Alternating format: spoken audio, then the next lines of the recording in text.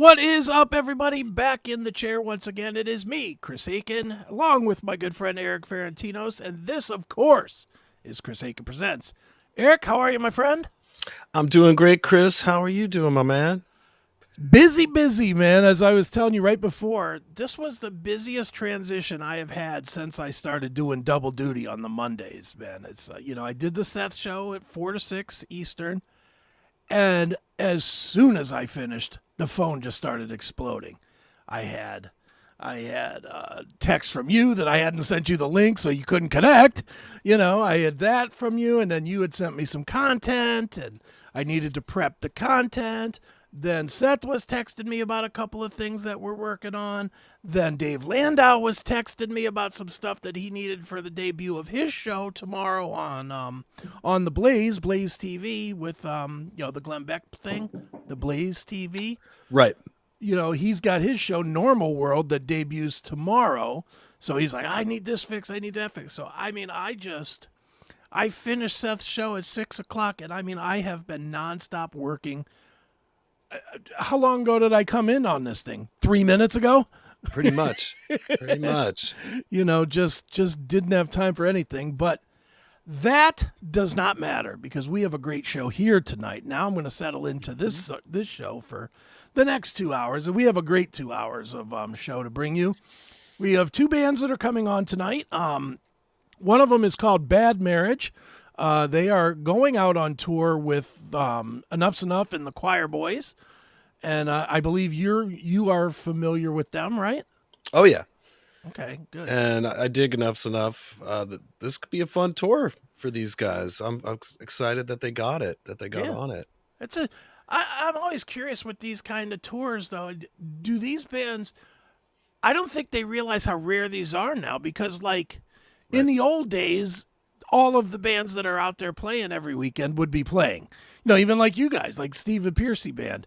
20 years ago, Stephen would be on tour. He wouldn't be doing flyouts every weekend. He would be, traveling the country for 6 months or whatever. Mm-hmm. But with most of the bands of that era now doing just fly-ins, the Friday, Saturday, Sunday, or Thursday, Friday, Saturday, whatever you guys end up doing, there's not really a lot of tours for new bands to get on, is there? No, there is not. Not in the rock category, but it does seem like most bands are going to be out as far as the 80s and 90s bands all seem to have tours coming up this summer. Now that we're at the 3-year mark, right? Since the shutdowns, everybody's ready to get back at it full swing, which is cool. Is it going to be hard to get some of these guys out of the routine of weekend flies, do you think? And I'm not saying Steven, I'm just saying in general, a lot of these guys. Well, I think we love to play every night on the road. Nights off suck. Right. There's not much to do. And that's about that. I'm sure they want to play. The question would be, are the local people going to come out during the week? Yeah. That's a whole nother issue as well. Are people ready to give up being home? Are you ready to put your Netflix down? Are you ready to go back out to living your life outside again? And how much are tickets for this tour generally going to be? I don't even know if we know that or if they've gone on sale yet. Yeah, well, we can ask when Fitz comes on. We can ask if him they could keep it under $40 or $50 a ticket. Yeah, see, I even think that's high. Don't you think that's high? Well, by today's standards, probably not. Yeah, I guess. But if I'm going to a club and I'm going to assume that this show is not doing the casino circuit, it's doing a step down from that. You think that's fair? I don't want to say a step down. I don't know what they're playing. I don't even want to guess. Yeah, I'm thinking it is not casinos. That's all I'm thinking. It's not 2,500 to 3,000 people. Mm-hmm. No way. And if it's 500 people or less, $50 seems like a lot. And I love these bands. Don't get me wrong. I love these bands. So I'm not trying to shit on Chip or Enough's Enough or the Choir Boys. It's 7 o'clock is one of my all-time favorite tunes. So right. All great bands. Yeah. Yeah. Well, I think they're worth $100. You know what I mean? But it's like, what are people going to pay right now in a bad economy? Yeah. Well, that's to go to a show. I know that there's a certain amount they're going to have to charge just because the package itself costs a certain amount, and they got to cover the cost, the promoter, the venue. So it all ties together. How many seats does it even hold? Yeah. What's the situation with that place? Do they own the bar there? Like they can afford to paper it and get, pack a bigger venue because they're getting alcohol. Yeah. I mean, sales. Yeah, it's a whole thing. It's definitely, it's not as simple as people think with, band's coming out. Hey, well, everybody thinks that the band makes the door somehow. It's like, if the band shows up, then they get everything that comes in the door. That's what everybody thinks. And that could not be further from the truth ever. Right. I know these bands have all probably done shows like that at some point where they're just like going to play for the door and roll the dice and see what happens, and a lot of times it does work out for them. We've never done that in the Piercy band. There's always a guarantee involved just to get us out and make sure that things are going to happen. Well, you've done it personally, haven't you?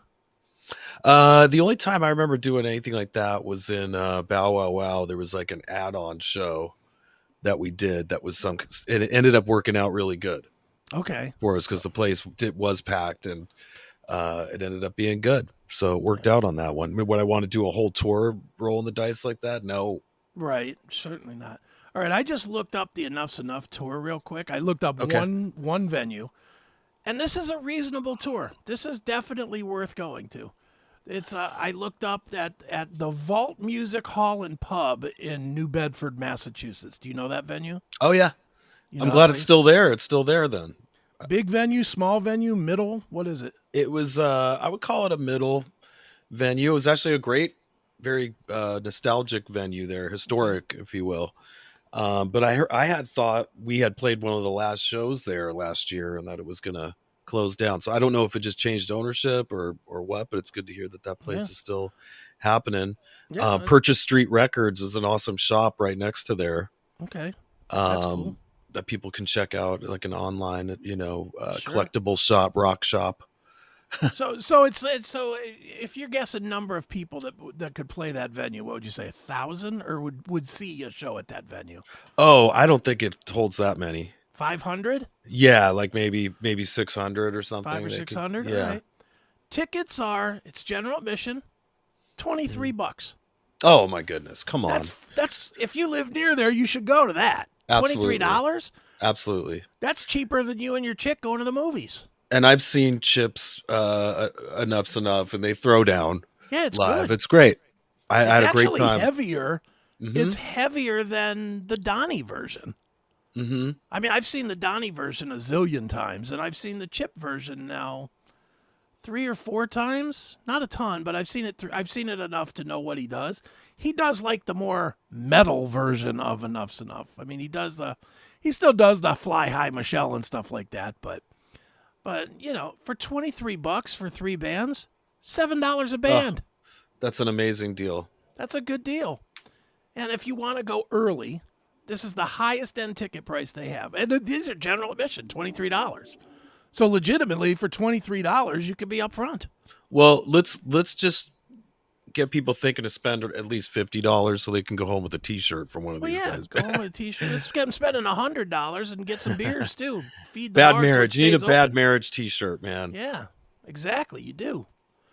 But even if you wanted to get in early, they have some kind of you can get in early type of deal.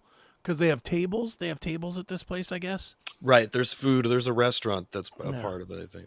Yeah. If you want early admission, which gives you 1 hour before doors, and it guarantees you a high top table seating availability. Swanky. $38.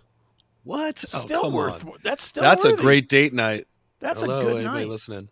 Yeah. The only problem with this show, the only problem I see with this particular show, it's a Monday night. Right. Can they start the concert after our show ends? Yeah. Well, no, yeah. But then you miss Bad Marriage. Right. No. Don't want to do that. You can skip us for one night. We're on demand after. So now the show that you're talking about at the Vault is on a Monday night. It is. Okay. Shit, I'm spilling. Are they coming to your town? I don't know. I literally just clicked on the first one that was available. The first on sale tickets. Yeah, just because I wanted to see what the ticket price was, but $38 for the highest end ticket you can get here. Yeah. And really, now I'm thinking about it, this isn't bad for a Monday night considering it's July 3rd, so you're off Tuesday. So that's good. So it's almost like it's a Friday night. It's the same as a Friday night, because you're off the next day. We're gonna be flying back. I'm gonna be flying back on the 4th of July. Oh boy, that should be fun. It's not going to be fun. And part of the problem is because I live right at the beach down here, they typically will shut down the street to get in. Okay. Because they have either like bike rides going on or some kind of event. Obviously they're doing some kind of 4th of July event. So they actually close the streets and I have to like beg cops to like let me through. And I mean, they can't not let me in as I think about it. You know what I mean? It's like I live there. They're literally closing the street down here from like 9 a.m. to midnight.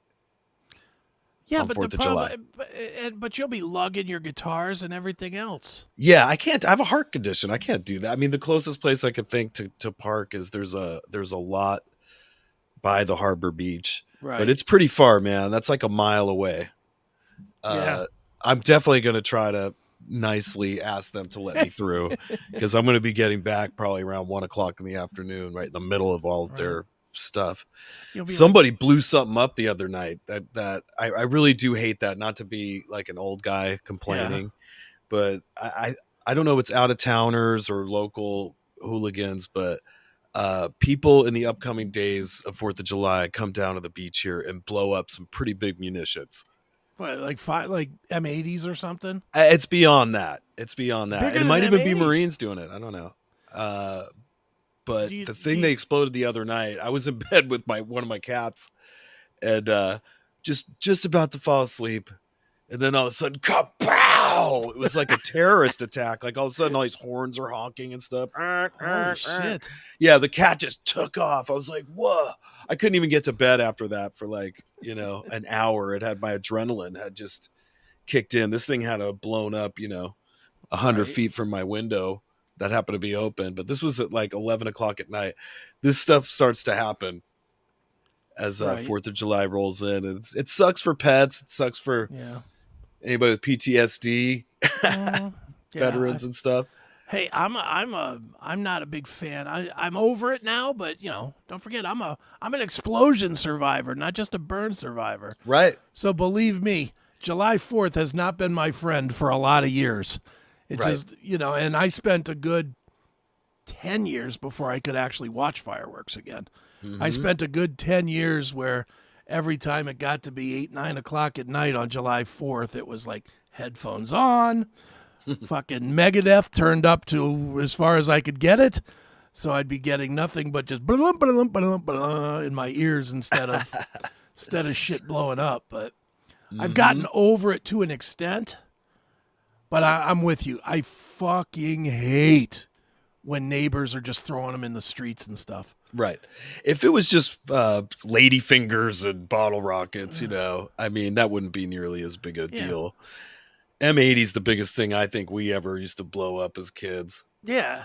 And I know when I was a kid, we used to throw M80s in people's mailboxes and blow up their mailboxes. But, I mean, because it will blow a mailbox.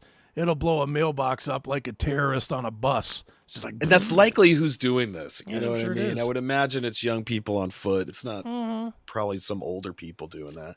I don't know. In my neighborhood, it's definitely older people.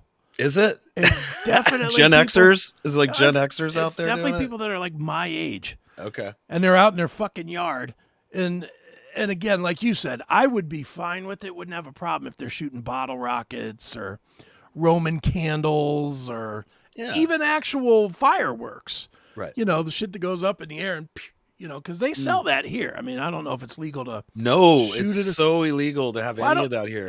Well, there it is. California, but I think, Southern California is like typically so dry that, I mean, it could totally start a fire or ignite our complex on fire for that Right. matter, if I it think landed in the it's- wrong place. I think it's legal here, because I know right Mhm. down the road from me. It can't be 15 minutes down the street from me is like this huge fireworks place where you Right. could buy fireworks. So I'm Yeah. assuming it's legal. I could be wrong, and they might just sell, but you're not supposed to use in state. I don't know. There's county rules maybe between Yeah, county maybe. lines. Florida and South Carolina and places like that are where you go the most nuts Yeah. with fireworks shops. There's like a fireworks shop every exit Yeah. when you're down there, and we used to have fun doing that stuff. I think I mentioned before having bottle rocket fights with Scott Coogan, doing a tour with him when we got there. And I had them all lined up on the second floor of my hotel, Right. my motel room out there. And it was like during bike week. So it was just going off anyway. There's motorcycles and everything just seemed nuts. It was so fun. But I saw them coming up and I had like 5 of them and I lit them all up at the same time. And they're like, and he was shooting them back at it. And then the manager came out. He's like, stop shooting up the goddamn fireworks. And I'm like, wait, it wasn't me. But the smoke comes out from the area, so you could totally see where it was. It was right in front of my fucking room. I was too stupid to move down to another room. But yeah, I didn't get like, arrested for it or anything. Just told him to stop. When we were kids, we used to spend pretty much every midsummer to the end of summer at my grandparents' place in Rhode Island, up in right outside of Providence, Rhode Island, maybe 30 minutes from Boston. Mm-hmm. So it's a real conservative place, like all older people, all conservative. It was kind of upscale. My grandparents had money, and so it's a real nice neighborhood, right? And us and then the next door neighbor kids that were all our age, and we would only see them once a year for when we were visiting. Mm-hmm. Every year we would collect up like 5 or 6 beer bottles. And we would have bottle rocket wars where we'd all be running, but we'd be running around like they were fucking guns, and we'd be running around with a lighter and bottle rocket. We'd stick it in the bottle so that you could hold the bottle and just aim it. You'd see them hiding in a tree or something. You'd be like, and again, no thought at all that, I'm shooting a bottle rocket into a tree. No thought at all that I might catch the woods on fire or something. Absolutely not. It's like, oh, there's Toby. It's wet enough though, Ohio. You guys, it snows. Well, this is Rhode Island though. Oh, Rhode Island. Oh my God, it rains so much there. Yeah, so we never caught nothing on fire, but nah, that's not gonna happen there. But yeah, we were stupid with fireworks back then. Did you ever know anybody blew a finger off or anything? I did a funny story. This one older dude, when I used to sling a little smoke back in the day, used to come. He was like a friend of a friend who started coming by, and I was always thought he was a cop. He had like cop vibes about him, or there was something about him I just couldn't put my finger on, but he was like probably in his early 60s maybe, but he always was wearing a suit. He said he was in real estate or something. Okay. But I noticed on his right hand he was missing a finger. Oh, missing a finger. But me and I overthink things too much. And I was thinking, oh, this is probably a mafia thing, or, like they're getting tortured, and somebody like takes a finger. Like in my mind, I'm watching too many movies, right? And I think I mean, he was coming by for a couple of years before I gathered up the courage to ask about his hand, or something had come up. Maybe it was around 4th of July or something. And I was like, oh, what did happen? He was like, yeah, I was a kid. Yeah, firework went off in my hand. That was it. Yeah, that's. I actually saw a kid blow 2 of his fingers off with firecracker. We saw it happen. Yeah. Oh, we were outside, and like I said, we used to play with the firecrackers on July 4th, and we were outside, and this one dummy. He was a kid that lived up the street. I don't remember his name to save my life. I'm trying to remember his name because I would say it because he was so stupid. He deserves the credit for being so dumb. We were throwing, what is the smaller than the M80? The M40? Sounds. It looks the same, but it's just smaller. It's not the big, thick, it's not the size of a battery. It's like half the size. Right. I think it might be an M40 or a 40 something, whatever it is, doesn't matter. we were throwing those, and they were booming in the street. I mean, they were boom blowing up, right? This fucking dumb kid, he lights it and he drops it. And instead of running from it like any smart person would do, he tries to pick it up. And I just remember my grandfather just ran over and grabbed him by his head and yanked him. Just yanked, but he was still too close to it when the thing blew up, and it blew off the bottom parts of two of his fingers, right off his fucking hand. And I just remember going, damn. And the worst part was I said, damn. And then my mom, didn't matter. This kid just blew his hand off. My mom was yelling at me for swearing. Chris. Yeah, exactly. Watch your mouth. Yeah. Meanwhile, this kid just got his hand half blown off. Oh. And there was no finding the tips. It was just meat. It was just dangling meat. It was just, I'm going to be honest. If I remember correctly, because this all happened really, really fast. Right. I think when my mom or dad, who were outside as well, realized what happened, they shuffled me and my brother into the house quick. Because they were smart enough to know that somebody was going to get the blame for this. Right. And they got us the hell out of there. So yeah, we don't need those pesky police asking our boys any questions. Yeah, so they quickly shuffled us into the house. Smart. But I don't remember. I just remember seeing him like 2 or 3 days later, and his hand was wrapped up like a football player, big old bandage that covered everything. And he told I never actually saw like what was left of it. Mm-hmm. It was always bandaged while you saw it. Yeah, I was only there for a couple of weeks, so it was always bandaged. And then the next summer when we went back, he didn't live there anymore. And I'm not saying that one's related to the other. I'm just saying that he didn't live in that neighborhood anymore. So we never. So I'm sure somewhere out there's a guy writing with 2 fingers because he blew off the rest of his hand. But I had a friend at junior high school that only had 3 fingers. Really? Yeah. Like he's born that way? Mm-hmm. It was a birth defect. And really? we played like not Dungeons and Dragons, but it was a similar game, but it was called Top Secret, and we were nerds. But they would make fun of him. People called him Tri-Paw. Like a P-A-W. Right, Tri-Paw.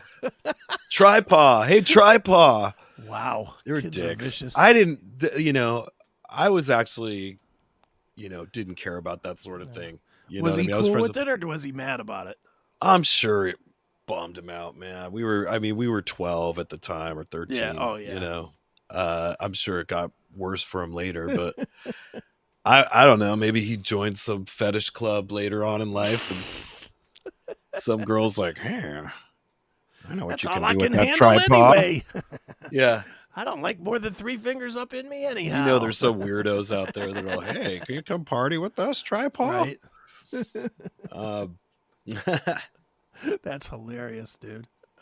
Oh man. Well, dude, we do have a big show tonight, or we have, like we said earlier, we have Bad Marriage coming on, who's going to be on tour with Enough's Enough and the Choir Boys, and coming up here in 7-8 minutes, as soon as they pop in, we are going to have Vixen's Janet Gardner and her husband. Why am I blanking on his name? Justin James will be joining us to talk about. Or JJ as his friends call him. I don't know why I blanked on his name. I've been saying it all day to people that have asked me, and I got it right. And as soon as I get in front of a camera, it's like, and the other guy. It's like you would think you smoked all the bowls before the show. Yeah, I wish I did. Oh, I could use a joint right now, but they will be on to talk about No Strings, their new release, which is actually pretty fucking rocking. All right. Are we going to hear some of that tonight while they're on? Yeah, we will hear some of that. Okay, good.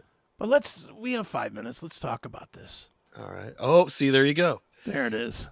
Nita Strauss, right? Chris, tell them what happened. Erik and I were ready. We were here. We were ready. We look at this backdrop. I even kept this is like Step Brothers. Hello? Hello? We were ready for Nita. Alice can help with the Pam Pam dilemma. That's right. but then it got to be 12:35. No Nita. 12:37. No Nita. Mm-hmm. I'm texting the publicist. What the fuck? Where's Nita? No answer for a minute. Then I get the answer at like 12:45. Something came up.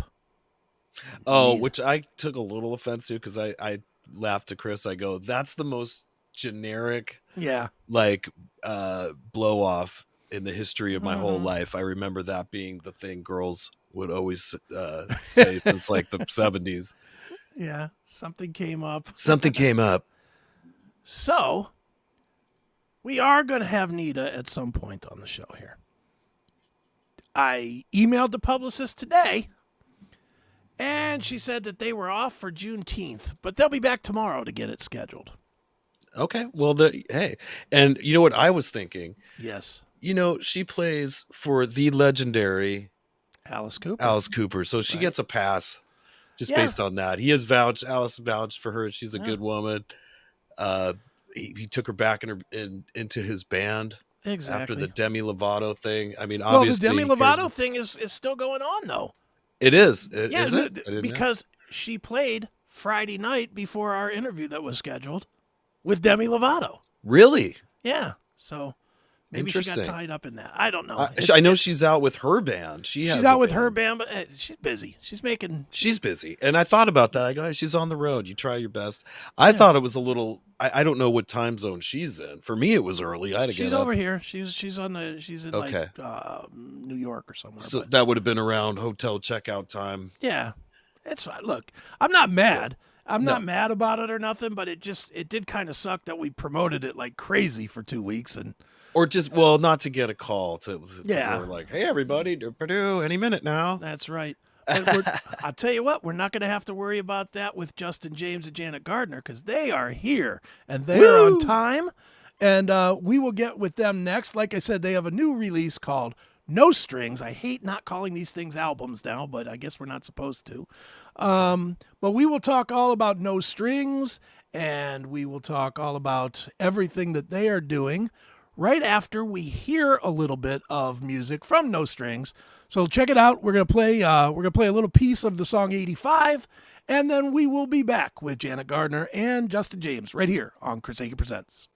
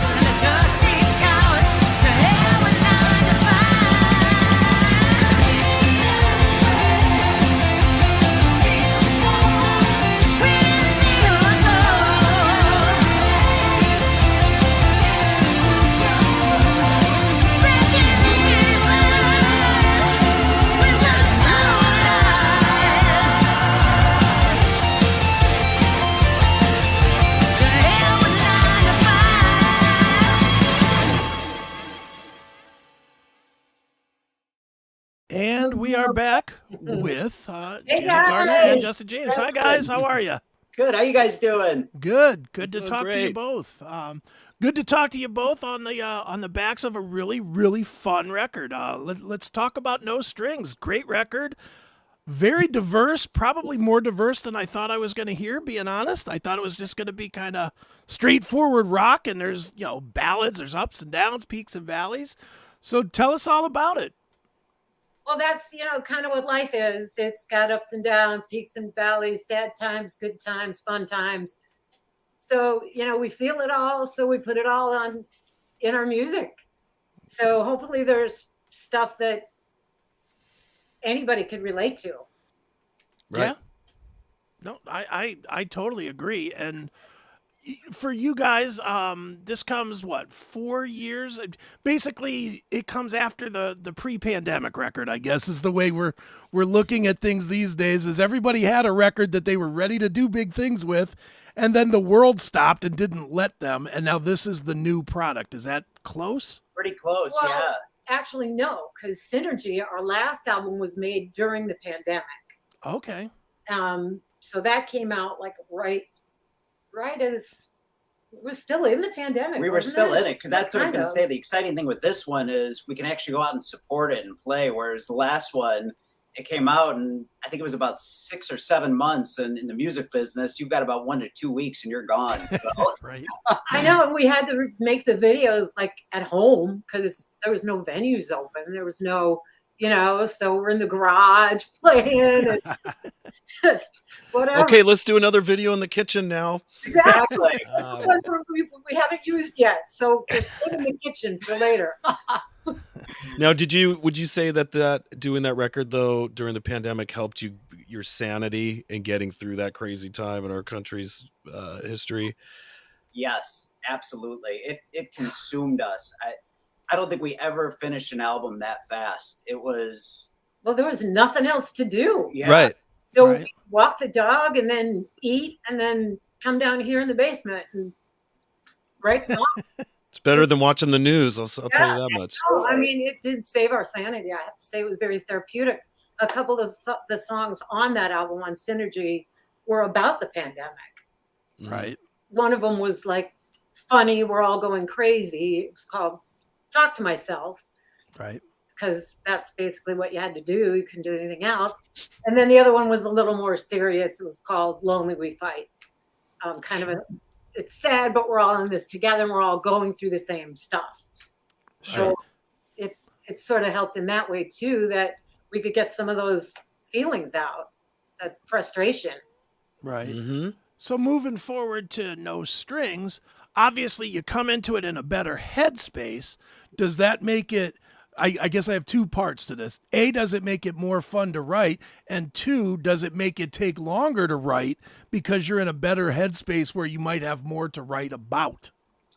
Yes, especially on your second question there. It definitely took longer because we had a lot more to pull from, and we had other things just in life going on, just between our kids and everything else. So it did take some more time, but I think it was worth it. Where the last one, we were so consumed by it, we rushed it. And I'm proud of it. I'm happy. But this one, we definitely took more time trying to cross all our T's and dot all our I's. Well, you want to raise the bar every time. Yeah. Right. It was like, okay, we got to make this one sound better than the last one. We got to, spend a little more time on lyrics. We have to really kind of sift through this better. Every time you go out, you want to better yourself. So it did take longer, but worth it.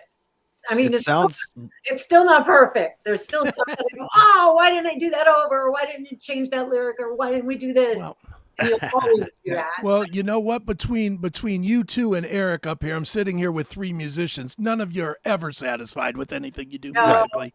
Yeah. Never. Well, from one musician to another, let me say that sounded super fat and fantastic. What I just heard, even on my headphones right now. Ah, thank you. So kudos. That means a lot. Yeah, absolutely. Yeah, no, thank you. Because I mean, it's funny because you do sit there and you mix and master yourself, and it's a double-edged sword. On one hand, you've got the capability to tweak it as much as you want, but then you over tweak it. And right. Plenty of these songs that were like 45 or 50 mixes in, going, it's something 10 mixes ago. Well, And recognize the best thing to do that we've started doing is play it for non-musicians. Yeah. right. They're not going to talk about the snare drum, and they're not going to talk about, the bass or the this or the that. They're going to either like it and it sounds good to them and the song comes off, or they don't. It either gets them or it doesn't. And that's what counts, really. You can ask musicians all day long and you're going to have 50 different opinions. Some will be good, some will be bad. No, I don't mean to say. See, jeez. Here, but you know what I'm saying, right? Yeah. A lot of times it's better to get a less schooled opinion, because you want everybody you just want it to be as good as it can be for people who are wanting to hear it. Right. So it doesn't really matter if it's technically the greatest sounding album ever or not. You make it the best you can, and you make it, you hope people will like.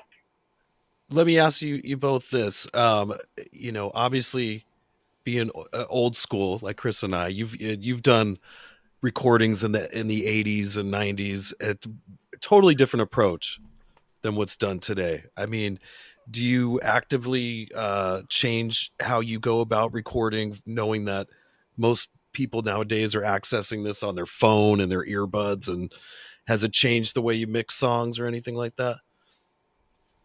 Do you want to take that one for now? Yeah, it does a little bit. I mean, you have to listen in all different sources. Right. I think, you know, I mean, to me, the Agreed. biggest one obviously is the car. You know, most people Mhm. listen to music in the car. So you try to nail that car stereo sound the best you can. And then once you get that in, yeah, then we'll go to like the earbuds through the phone, the little Bluetooth speaker, and check it out there. And Or just the phone speaker. right. And then Right. Exactly. It's like the old Oratone speakers. Well, that's what this is now. Mm-hmm. So if it sounds good on point. here, you know, you're not going to hear the bass. You're not going to, but you know, if it comes off good on here, You're in. yeah. That's what I was getting to, because that is nowadays, even myself, when I'm getting introduced to most things, if it's in a press article or something like that, I'm likely running around my house doing other things. I probably just have the phone on and click it for a second. And it's great if I can actually, you know, hear the drums, hear the bass, hear the vocals in that capacity. You definitely did a good mix. Right. Definitely. Well, let me ask you guys about being a rock and roll couple, which I cannot for the life of me figure out how you do. I mean, I've worked businesses with my now ex-wife, and there's your answer. But you know, it was very difficult to be around that much of the time. And what I found, again, different world, but what I found was that the disagreements in the professional world hung around into the personal life. Music being so creative and so even more polarizing when you're in a creative mode, how do you keep the creative disagreements from getting into your day-to-day versus, you know, sitting in the car hating each other as you drive down the road to the grocery store or whatever? Yeah, it's hard. You can't take it personally, and that's really hard to do, because we do have a personal relationship and we have a professional relationship. So yeah, you try to keep them from messing anything up. But the good news is we pick our battles very carefully, and we're really good at compromising. So I think, you know, that's the key, and we respect each other. That's big too. If you don't respect your mate, you're in trouble. If you don't respect the person you're collaborating with, that's not good either. So I think it boils down to those two things: compromise and respect. Right. And you know, there's stuff I listen to and I go, damn, Justin. Well, no, there's the song Don't Turn Me Away, and there's a part in the middle that breaks down to just guitars and vocals, and I was hearing hand claps. Right. Oh, Boston. I'm like, oh, I'm so Boston here. So I put claps on there, and I put my own claps, you know, I'm recording my own clapping. And I'm like, oh, this is so cool. Justin's going to love it. And every time it goes by, I still go, I want my hand claps. Oh. That's just an example where it was like, okay, I'll let you have this one, and then he'll let me have one. And, you know, we compromise. It goes back and forth. We don't always agree. And, you know, I mean, in the end, he's probably right. I don't know. Maybe it would have been too corny or too Boston. But I wanted hand claps. Well, and that's one of the, like, gave you your way. Early on when we started even making music together, one of the things I learned pretty quick, you know, I mean, as a musician, you know, you kind of hear something in your head and you get stubborn about it a little bit. And you're like, no, this is how it should go. But I learned pretty quick that her outside ideas that she would throw out there that I might not agree with, but then we'd go with it and we'd try it. 9 times out of 10, she was right. And it sounded better. And it took it from a way that my brain just couldn't, you know, I wasn't going to write that song like that, but she added her influence to it. And then it created the whole final song, and it was worth it. Well, it's hard to be soft with your vision because, you know, when you're writing a song by yourself, you have a vision for it. And it's very hard sometimes to keep that soft. Soft enough that someone else can go to put their input into it and make it better. And I think the more that we do that and the more that we did compromise, the more we realized, hey, I trust you. You know, if you feel strongly about something, I'll go with it, and vice versa. Was there any other anyone else in your circle that you would bounce off you know, ideas or something? Would you would ask their opinion in such situations, like a third person? My oldest brother is probably the main person we would go to. He got me into the music that I'm into at a very young age. I trust his opinion a lot, and I feel safe with him sending him stuff. And you know, mediator, like a mediator almost. Exactly, yeah. And, you know, especially too when we would have two different ideas. You know, it was great to go to him and say, which do you like better? You know, so he's probably our main source. No, he has been the tiebreaker on a few different issues. Okay. Yeah. So, you know, because he's a musician, but a big fan. Right. Listens to a lot of music, new music, older music. He's a music head.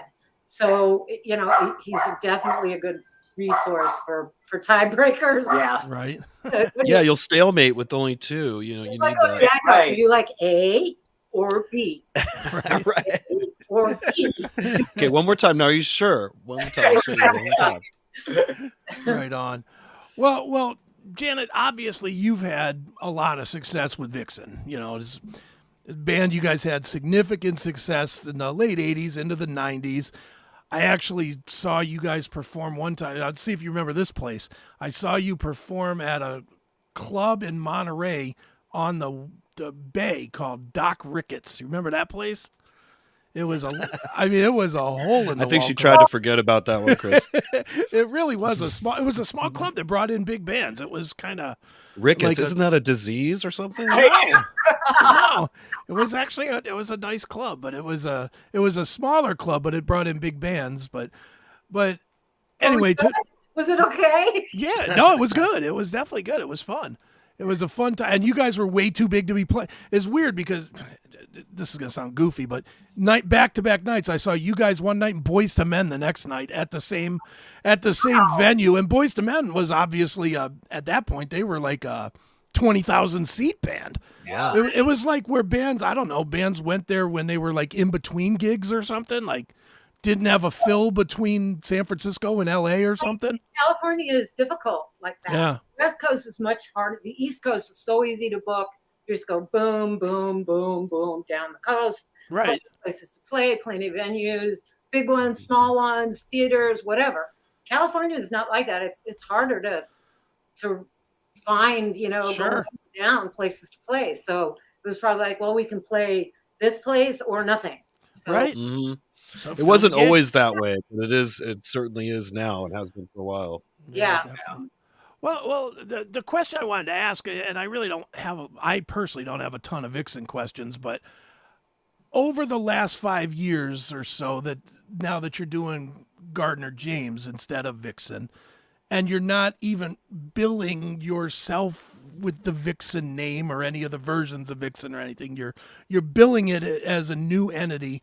Does it feel like you're starting over? Like, do you feel like you don't get the love or the attention that you earned from Vixen, and that you're really truly starting over like a brand new band? Well, yeah, I mean, the brand name is the brand name, and I don't have that. So, yeah, it's not totally like starting over because some people know who I am. Sure. We know who you are, Janet. Yeah, what I did in the past. And we do play, you know, a few Vixen songs in our shows. Sure. So I think we kind of satisfy that audience somewhat. But yeah, it's kind of like starting over. Okay. Quite, but yeah, it's a lot easier to have the brand name if we were playing as Vixen. Right. I don't Would know. you even want that at this point? That'd be hard to pull off. But Well, get you a little dress, maybe some. Right. Are they able to bill it, or Janet Gardner of Vixen? Are you able to put that into the name, or it can't be on there at all? I know we've dealt with stuff with Stephen Piercy like that. we've never had a discussion about that. I mean, Okay. I left with my blessing to keep going, use Vixen, Right. whatever. And it was never really discussed. So yeah, I mean, sometimes it's billed as, you know, the legendary voice of Vixen. Oh my God, that sounds like us, right? We're something like that. right. As it should be. It is a legendary. It's so iconic, and that's you know, Edge of a Broken Heart 2 is just one of those songs that even as a guy, you turn up. You know, Yeah. on radio, right? It just Real rocks the whole song. Real men will turn up Edge of a Broken Heart. It's true. It's just so good, and your voice is so amazing. And that was back before auto tune or anything like that. It's phenomenal, to be Yeah, honest. you had to do it until everything was in tune. You had to keep singing until it was. Now, Chris didn't know that Richard Marx was involved with the song, which I thought was really cool. And I just want to know if you had any memories of that or how that even came to be working with him. God. Yeah. Well, we knew him because we had the same manager. So we met him at, like, you know, the barbecues that our manager and stuff. So we casually kind of knew each other, and, you know, we would talk once in a while, and he heard our demos and stuff, and he was like, yeah, you guys, it's super cool. I like what you got going. And then somehow at one point it was like, we should work together. We should try to write a song together, or, you know, do something together. And then his album came out. This was before he was famous. Okay, you didn't really know who he was so much at that point. Not really. I mean, we had heard his music too, and we knew he was a talented guy. And, you know, he had like everybody working on his record. He had the best musicians in the world playing on his record. So we knew, you know, it was a big deal. So, and we went and visited him in the studio, and so we got to know him a little bit. And then his record took off, so he went on the road, and it's like, well, so much for working with him. He's gone. But he came back for like Christmas vacation or something and said, I got an idea for a song for you guys. You want to go in and record it? We thought our album was done, but the record company said, well, of course, we'll finance that if you want to do a song with Richard Marx. So, you know, we went in and did it. It was super fast. It was like 2 days. Wow. Quick. Yeah. And I didn't have lyrics literally until I was standing out in front of the microphone with no lyrics. Like, wow. I don't know what I'm doing here. Richard Marx is sitting out on the other side of the glass. I'm standing out there. I got no words. And Fee Waybill comes in at the last minute, goes, here's your lyrics. I'm like, all righty then, let's do this. No, you know, I'm a little uncomfortable, but, you know, so and it was great. It was so much fun. He was very cool, easy to work with. Obviously, he has brilliant ideas. So if I was struggling with something, boom, he'd give me an idea, and next, go to the next part. It was like one of the easiest vocals I've ever done. Wow. So it was amazing. Great experience. Sure. Loved Justin, let me ask you, you know, obviously working with Janet, you are always going to have whatever you do compared to Vixen. It's just going to happen. You know, Right. there's no way around it. How does that put any kind of pressure on you to create toward that sound, or do you actually push yourself to not, like, because I'll be honest, I don't necessarily hear it in those strings. I don't hear Clone Band at all. It sounds unique, which, and believe me, I was looking for anything to say, well, this points to that, and Right. and I didn't hear it. So do you feel pressured to do that? Yeah, exactly. You know what? No, I haven't. I mean, I'm a fan of Vixen. You know, those first two albums I think are great. And, you know, I came up in the 80s, you know, I mean, that whole genre is my go-to music. Sure. You know, Kiss Asylum is one of my favorite albums, you know, instead of Rock and Roll Over, which I love Rock and Roll Over too. But, you know, my heroes are like Jakey Lee and, you know, George Lynch, and then Gary Moore and John Sykes. Okay. So I've always just kind of pulled from my influences of, you know, and sometimes it might have some similarities just because, you know, Rev It Up came out in that time period in the first Vixen album. But no, I don't ever shoot to try to match or repeat it or anything like that. And I think that's what kind of makes what we do special is we both come I mean, even though Janet was from the 80s scene, she's more of a 70s rhythm and blues fan, and I'm more of a glam metal fan. Okay. Mm-hmm. You know, when we mix those two together, that's where we come up with these sounds. So let me ask you some guitar stuff as one guitar guy to another guitar guy. For one, the playing I heard was top notch. thank you. And I dig it. Now, for the new record, what are you doing for amps and stuff? Are you doing the emulated amps, or are you doing the real amps? What do you got going on? When we first started recording together, I was doing the amps. I had a rectifier that I was using. And I love that it sounded great in the room, but miking it and always making sure that mic was in the same spot so it was consistent was a pain in the neck. So it's going down to grab it. So what do we got here, Janet? Yeah. So today, in the last 3 albums, the Line 6 Helix. Nice. Cool. Wagner Ecstasy amp simulator set up in here. And I have something, the little mini, an HX. Oh, yeah. Awesome. I mean, they're great because you can take them on the road. You can have the same sound when you go to a show. You don't have to worry about the back line. If you're a rectifier, Mesa guy, or a Marshall guy, you know, you always have the same sound. So I love this thing. And another newer guitar player that I'm a huge fan of is DJ Ashba. And his work on that first Beautiful Creatures album, I mean, that was life-changing for me. All the different sounds and effects that he threw into those songs were so cool. And that's what I love about this Helix, is that there's ways to dial in those funky filters and make the guitar sound new and different. And it's refreshing, and it opens up a whole doorway to new ideas and different sounds. So so it's a guitar straight into the Helix, plugged into a Universal Apollo, and then right into the DAW, and that's it. Yay. Yeah. That's so cool. No, I'm totally into it. And I got something else that they've been talking about, the Tone X. Oh yeah. Pedal. I just ordered it, so I'll have to get back to everybody on that. But Matt, our bass player, who's a studio engineer, he goes, "You have to get this thing, because you can actually scan and model your own amps, you know, and stuff." And his studio, he has some cool amps. He has his available, and it's like a community, I guess, of people that uploaded their stuff. Line 6 has something like that also. But this is a growing community of people that all uploaded their actual amps and stuff, and it's growing. So and it was pretty affordable, so I threw down for it. So I'm trying to stay on top of future technologies with guitar stuff, but it is awesome that it's all at our fingertips and getting it smaller, the rigs and everything. Absolutely. And should I trust anything, Matt? Matt's such a great producer. So so that's awesome. I'm curious to hear what you think of it too. Yep. I'll let you know.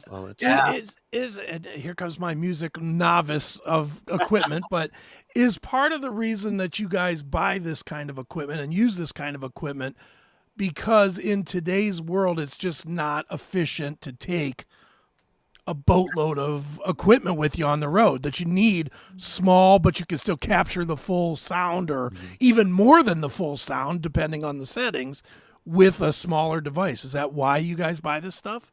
Absolutely. I mean, I love that I can, because, most dates are fly dates that you're getting on an airplane, and it's great that your carry-on can be kind of your whole amp rig. Right. You have the same sound every night. The room doesn't matter. Not many people carry their own cabinets. The cabinets don't matter. Sometimes, when you have to bring an amp head and use other cabinets, and the cabinets speakers didn't sound right. And it's getting bad for me lately too, because I am old school like that. And I was bringing this, you have to be good at setting it up, because it does seem to kind of sound a little different. You have to be able to know how to use it enough to get in there at each venue and make a couple little enhancements. But I am old school in the sense that we typically ask for Marshall 900s or something to be there, and I actually just go through it, and I have 6 Boss pedals. But I noticed lately, maybe because they're not upkeeping on the equipment, these backline companies, but it is changing from night to night, the quality of the amps. And I'm thinking about doing what you guys are doing, going back to that, giving the front of house guy a straight feed off Helix or what have you. I've even heard of being able to use the Tone X with the Helix stuff. Oh, nice. At the same time. So I'm going to look into that. The only thing fascinating. The only thing I miss though with having like, the Marshall stack behind you is that air and that Yeah. pushes behind you, because if you don't have a good wedge or something like that. I mean, we've had shows where the sound guy has no clue what he's doing, and Totally. your bass player's coming out of your wedge instead of your guitar, and they got it backwards, and then it sucks because you're at the mercy of that, and you can't hear a damn thing that's going on. Monitor guys could destroy, especially singers. They could really ruin a whole tour. One bad monitor person. Right. True. Yeah, it's true. Right on. Well, let's dig into the record a little bit here before we get to touring. But I wanted to ask about the title track, which is definitely highly personal to somebody. Tell me about the song "No Strings." It was really late at night, and Justin was just down here just playing, and he played that opening thing, which sounds nothing like anything we would ever do. He was just messing around, and I came down and I go, I'm in love with that. Let's record this right now. So we did, and the lyrics just kind of came out of what the song spoke to me about. Okay. It seemed very personal and very intimate. So, yeah. It's kind of what's interesting too was man of my heart. Yeah, I mean it's kind of the meaning of the song, and we need to name the album after, but they have two different meanings kind of to it. I mean, basically, the song is For sure. Well, Well, the song is, obviously just I would do anything for you kind of feeling. So, it's definitely singing him. Oh, thank you. Oh, that's sweet. People are gonna throw up. Nauseating! But as far as like the album being named after it, it's kind of one of those that, we've been lucky. Our label here in America is Pavement, and they've always been super cool to us that they never tell us you have to sound this way or you need songs to sound like this. And Frontiers joined up on this album too, and they kind of did the same thing Pavement did. They just said, we like what you have, don't change anything. So it's kind of was saying there's no one pulling our strings. There's no strings behind this of somebody else, a third party telling us you have to sound like this or you need more songs like this on the album. Get rid of this song. No, it's us just doing what we want to do and just having fun and enjoying ourselves. So Sure. It's interesting that you're working with both Pavement and Frontiers because again, this is me watching it, but to me looking at it, it's like they have two different agendas. Pavement, definitely diverse. They have bands like Plush or Dystopica or whatever that are very much modern. They have they have a few old school bands, and then they have like your record where I'm thinking they probably know the name is old school, but the music does not necessarily only fit in there. Where Frontiers only wants old school, that's all they want. Is it difficult to kind of build a career path, or not a career path, but a year schedule working with two masters that have different agendas? Well, it's kind of a weird situation. Frontiers kind of tried to reach out to us a couple of times, but we wanted to stick with Pavement. Okay. So they got in touch with Pavement and said, hey, you could keep North America, but we want to do the rest of the world. And for us, that's a perfect setup. Sure. Because Pavement's strength is here in North America, and Frontier's strength is obviously worldwide, but their strength is really in Europe. So for us, it was a no-brainer. Like, this will be the perfect setup. Well, and it helps a lot too. Like, one of the reasons we went with Pavement when we did was because of their lineup. We saw Candlebox on there, and we saw, they had the older bands, but they also had new bands. So we thought, okay, this is kind of cool. We're not going to pigeonhole ourselves into one specific, being an 80s band or, that sound. Because our first album wasn't very 80s sounding at all. It had definitely some more modern influences on it. And we thought that'd be cool. We'll go with somebody a little different. But the thing we missed out on was, Frontiers is a lot of people in the whole 80s scene didn't have a clue of what we did or what we were doing. So now at least it gets us out there to more people and now making people more aware of who we are and what we do. And, So it works. Right. We're still getting a few comments here and there of like, I had no idea if she was doing stuff. Yeah. Right. It's like, well, this is our 4th album. Where you been?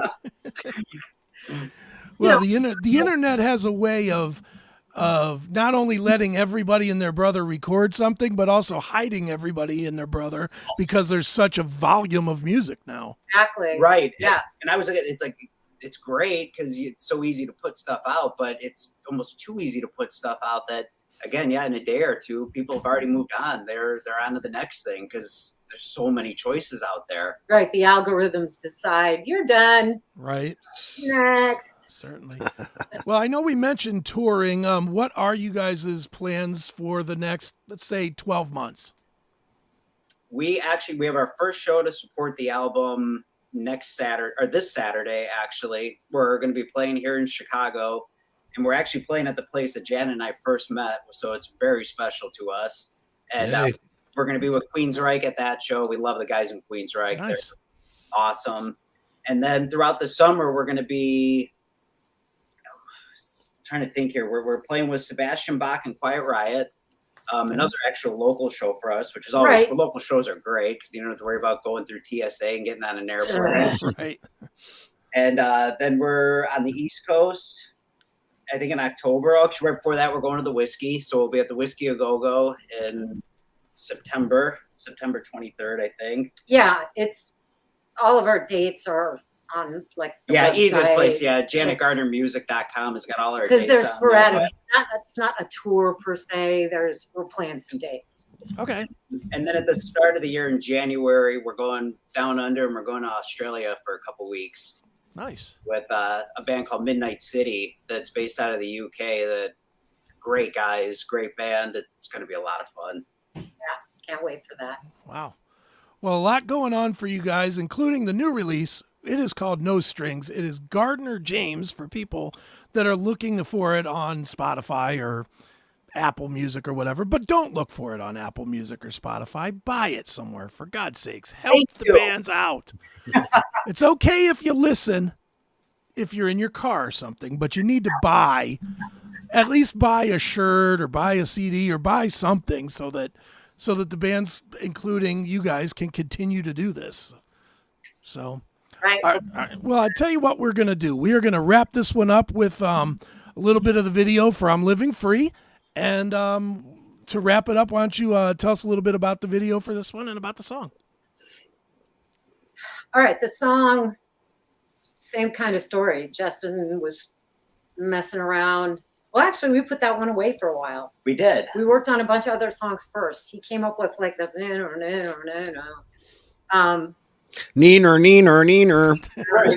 Exactly. Sounded It's like just, an Italian siren.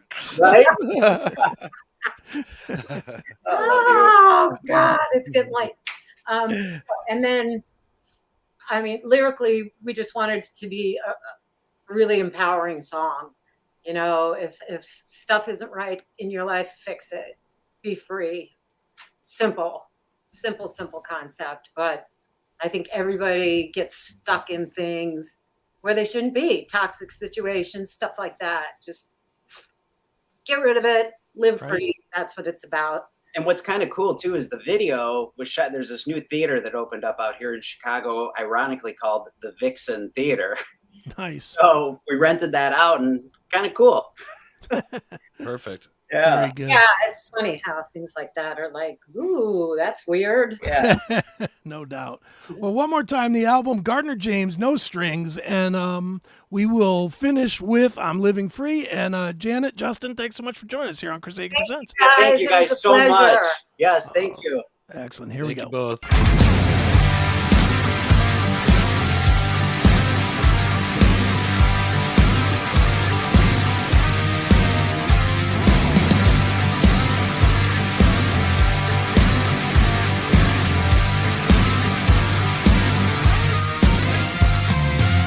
If I told you the sky was blue, you'd try to tell me it's red.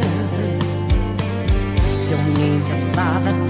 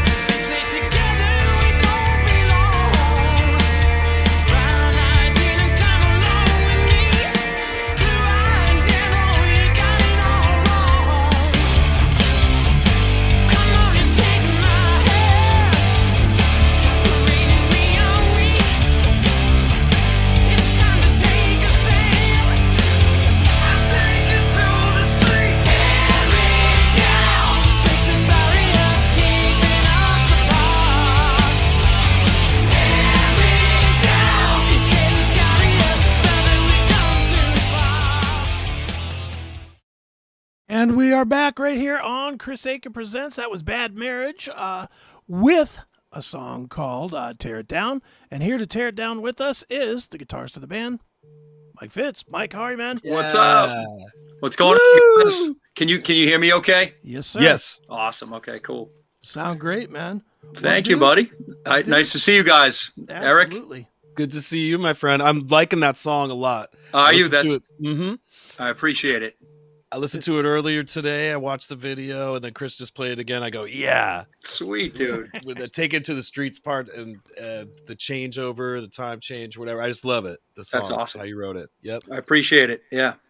Well, Fitz, for people that don't know, maybe a good place to start. Tell us about Bad Marriage. You know, I know Erik knows you, and I know your bio that I've read. That's like 2 paragraphs. So Yeah. tell us who you are. Well, we're a band out of Boston, and we've been around. We started probably in 2016-ish. We're just a straight up rock and roll band. We started as a 5-piece, and I'm sure we're going to get into. We now have a 6-member. But I mean, we play rock and roll like our forefathers did. Aerosmith. We grew up listening to bands like Aerosmith, the Cars, because they're local boys of ours, and and AC/DC, Led Zeppelin, all the classic rock giant monsters, and it's just what we know how to do, or we try to do it anyway, and try to do it justice, and hopefully we write some cool tunes and carry the torch with that kind of stuff. Sure. I thought of you guys today because I've been doing a lot of thrift store shopping lately and stuff, and I was thinking you guys are upscale vintage. Come up with that, or something like that. That's funny. I am so into my sickness is collecting vintage everything, mostly concert T-shirts. Right. Hundreds of them. It's bad because they're not cheap. And but yeah, vintage everything, leather jackets, jewelry, all that. I have fun. I dress the band a lot too. I just give them my vintage thrift finds. I noticed that, and that's what almost makes it you guys vintage chic in a way. Is that too. okay?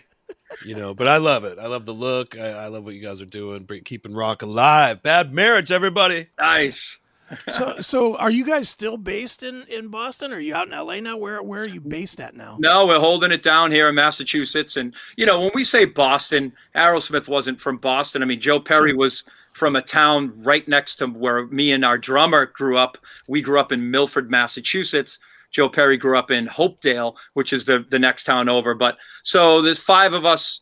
We're all from different towns in Massachusetts. I lived in Boston for 11 years. Our drummer lives there now. We rehearsed in Boston for most of our career and our lives. So, that's what we say. We're a Boston band, Boston based, Is there a scene there for this style of music? I mean, I know, I know obviously the history of, the big name bands, the Aerosmiths, the Extremes, Godsmack, if you want to get a little more modern, more current, I guess. But what is the scene there now? Is there a scene, or do you not really get to play there much because there's not a scene, or what? It's funny that you say that because you kind of nailed it already. I mean, there is. It just depends, and it's not obviously as thriving as it was.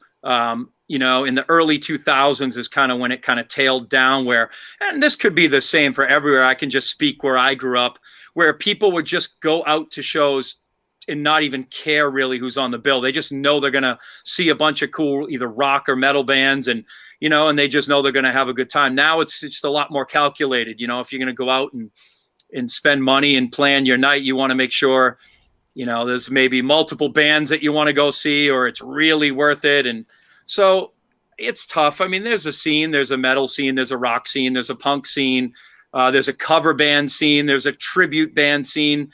It's just, there's a lot, but for an original rock band, it's not that easy. Right. Do you ever play shows with tribute bands? We do. We actually absolutely adore an AC/DC tribute called Dirty Deeds, and we play with them a lot, and they're just we're very tight with them. They do everything their own. They bring their own production, and it is absolutely super pro. And they even have us saved like on their mix, with all the, so like it's just, It's like the 1-2 punch when we open for them, because they draw really well, and you know, and they also like, oh, you know, they're good. People are showing up expecting, you know, obviously AC/DC, and they see us and like, wow, this band actually is playing their own stuff. So we've got a lot of new fans from that. It fits, your music fits right in with the classic stuff most of us grew up listening to, so it would fit perfectly with that, and it's good you're doing that. Yeah, it's because we don't have many choices, so you know, we're just lucky to be able to play with them because they've been established for a long time. So yeah, it's one of the tribute bands we really like playing with. Sure. Let me ask you this about this musical style, and you know, and you may not even have an answer to this. It might be one of these questions that even God doesn't know why, but I have a big problem understanding why this style of music, which when you boil right down to it, it's just fun, rhythmic rock and roll type music. There's no, it's not dream theater. It's not reinventing the musical wheel, and it's not, you know, I don't know, Borknagar or something that's going to reinvent heaviness to a new level or something like that. It's tried and true music. Why does that style, this style of music, even though there's a lot of bands that are out there doing it, have a problem getting the fans to accept it?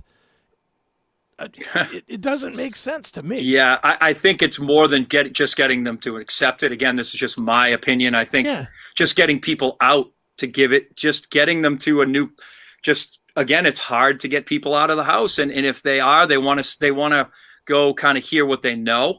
I mean, that's what I run into a lot. Tribute bands are huge. I mean, I go see them, you know, because if you're a really good tribute band, it's pretty badass. There's a Zeppelin one, I don't know if you guys know of, called Get the Lead Out.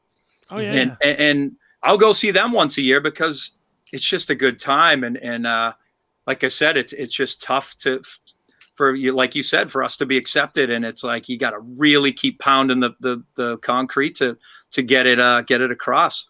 Now, ticket prices have skyrocketed for most events. Chris and I had just looked up, we found one show for this awesome tour that I just saw today now, which is with Choir Boys and Enough's Enough, which congratulations on getting that. Thank you. Yeah. So tell us about this. Tell us about this tour. Well, we Bad Marriage has supported Enough's Enough a couple times over the past couple of years. So we kind of built a little relationship with them, and they're just awesome guys. And I know we're going to have a blast, but the last time we supported them was a couple months ago in Boston. And I just ran it by Chip. I said, look, dude, we're hungry. You know, we need to get out there. We need to play. You know, there's only so many shows you can do locally before and it doesn't matter how good you are. If Bad Marriage is playing twice a month in a 20-mile radius, people are just going to start staying home. You know, it's like, okay, well, I can see them next week. I'm going to go see this band, or I'm going to go out to dinner, or I'm going to stay home. So we need to hit the road, and we don't, you know, we do this all by ourselves. You know, we don't have a label. We don't have a booking agent. We don't have a manager. You know, I'm kind of doing it all. You know, I'm not proud of it, but it's my thing. It's my baby. You know, this band is kind of my thing. So I've been doing it since the beginning, and you know, so anyway, not to get off off track, but so I just hit Chip up face to face and said, you know, we are going to do a run in the summer, and I just kept at him, and he hooked it up. I meant to wait, and in the question I was going to ask too, we noticed the ticket price was really a great deal for this first show. Anyway, that we were looking at the July 3rd show in Massachusetts. It's like $23 or $35 or something for the highest end ticket was like $35, and that's a really reasonable price. Yeah. Yeah, I mean, I haven't looked at them, but I'm glad. I hope that helps.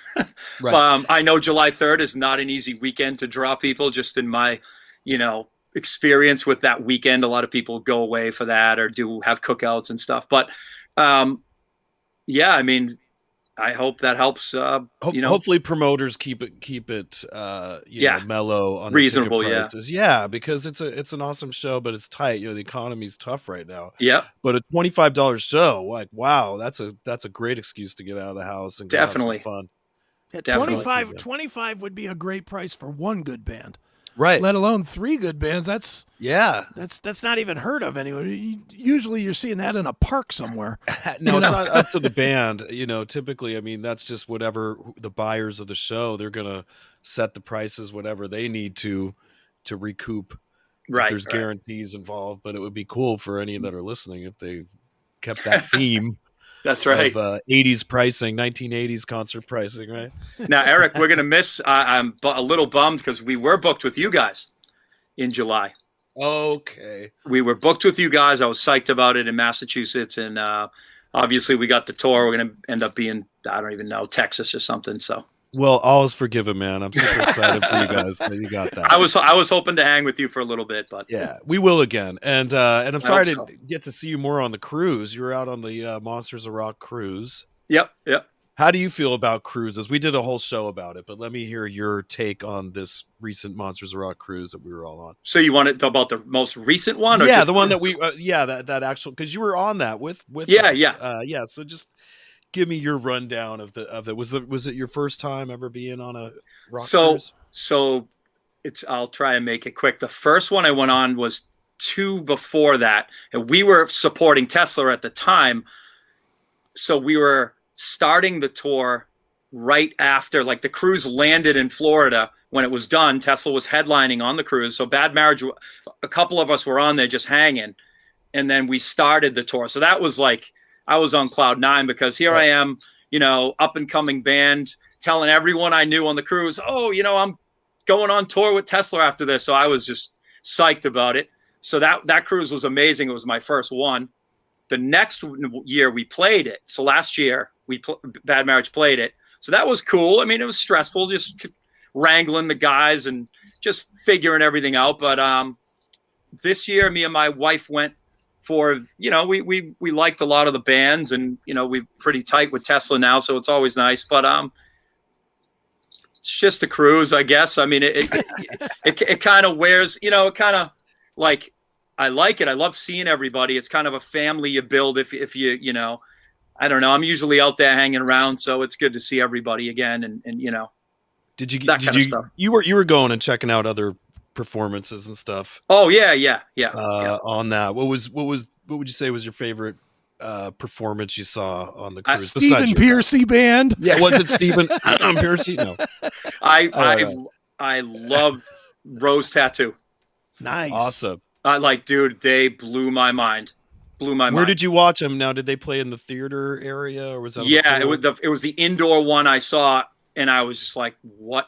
And then when me and my wife actually got off on the island, and we heard them play on the pool deck, and we were sitting on this, like, I don't know, it was like a cabana, and we, like, listened to them, but it was better, like, when we saw them. Obviously, it was just insane. Yeah, I think that's where I saw you. Like, I would just, for once, I finally walked out and about, and I didn't have my, like, hat on that I had. No one recognized me when I put a baseball hat on, which is kind of awesome in a way. Right. But that's mostly how if I walked around outside, I put on this Padres hat on, and nobody knew who I was. When the one time I took it off and walked by, you're like, "Hey, Erik, cruise over and say hey." But that happened to be the one time I ran into you. Yep. I liked Chris Holmes too. I gotta say, I just, when I grew up, Wasp wasn't in my, like, wheelhouse, and my friends, no one, it just wasn't available for some reason. It wasn't talked about. It just slipped through me and through my circle of friends. And so I really didn't know much about them. And then I went to a show with Brian Wheat, buddy, from Tesla. He's kind of taken us under his wing, and he's like, "Come on, Fitz, we're going to see Chris Holmes." Like, okay. And I loved it. That shit is right up my alley. How awesome is his tone? Like, when it's him playing. And I did grow up listening to Wasp, so it was cool. Just, that was one thing being on the cruise. He's not afraid to go eat in the main buffet. Yeah. As nor am I. Yeah. But with the Padres hat on, of course. No. I saw him though, and you could hear him telling his stories, and he's such a gruff guy. He's like the real legit, heavy metal madman, man, if you will. Right. But there he was, and it's so cool. But when he played with his band right away, you just hear that old school Wasp live in the raw, tone. It's him when it's playing. And I know people say he'll never play with Wasp again, but that would be pretty awesome if he did. If they just at least brought him for the final tour. Let him come up with whoever else is playing. Right. And be in that band. God damn it. In a perfect world, yeah, that could happen. Hopefully, with a lot of bands. Well, maybe Tesla's one of them. Maybe you're the conduit between. Maybe I'm the Tommy key. Skio. It could be Brian between Wheat Tommy and make it happen. You know Brian Wheat. You worked with Frank Hannon. You worked with Jeff Keith. Right. I mean, you guys, you're damn near in Tesla. I know, no. And you alluded to something about a new member. Are you allowed to even talk about this? Oh yeah, yeah. Okay, what's going on? Because this is pretty exciting. It's funny that I think Chip from Enough's Enough was on Trunk Nation today talking about it. So I mean, okay. So obviously we've done a ton with Tesla. We've probably played 50 shows with them. We've been on several different tours. They've been really kind to us, taking us under and letting us be a support band on a couple of their runs. And then, during COVID, Bad Marriage recorded. We flew to Sacramento and recorded an EP that just came out. So we've been sitting on it for a little bit, which is kind of annoying, but it's finally out. And, Jeff came down and sang on a couple tracks, 3 tracks actually, which was just really, really amazing for us. And the experience was great. Brian's just so good behind the desk, and he's a great engineer, and he's a great mixing engineer. I got to be the mastering engineer for the song. So I'm super proud of that 5-song EP. And, so that was that. And I just ran into when Bad Marriage was playing the Monsters of Rock Cruise last year, and Resist and Bite, Tommy's band that he's in, right? They were playing it as well. So I just saw Tommy down at the casino, and I just went up to him and I just introduced myself, and we just literally just started talking about Marshall amps and guitars, and we just became friends. And ever since, we talk every day on the phone, text. We just shoot the shit, and we just became close. And I posted a video one time of a riff that I was writing, and he went nuts over it. So I said, dude, that song is basically done. Why don't you just play a solo or play a lead on it? And I sent it to him. And now that song's obviously not out yet because we just dropped our EP, but that song's pretty badass. He sent me a guitar track back. I mixed it in, and it's killer. So I'm like, wow, dude, he really brings our sound like 3D, because he does a lot of stuff with like the whammy. He's very innovative. And me and Ian, we're more like the old art. We're just 2 Les Pauls and Marshalls, and we're just kind of big rock sound, which we love. That's why I love doing it. Mm-hmm. But we never had anyone like that because we're not schooled like that. So, we just didn't add Tommy to Bad Marriage just to add him. Like, sure. As cool as that would be, it's a great marriage. It's not a bad marriage. Yeah.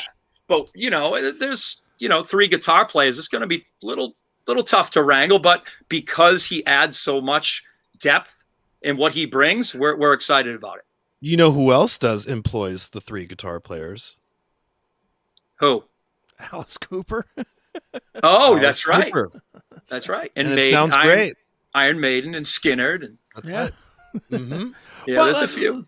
Let me ask you about Tommy. I mean, again, you have friends in the other camp. Does that cause any sort of an issue? Or are they all good with each other, just not working together now? Or well, it's been a while. I mean, I think, I'm not super like up to date on the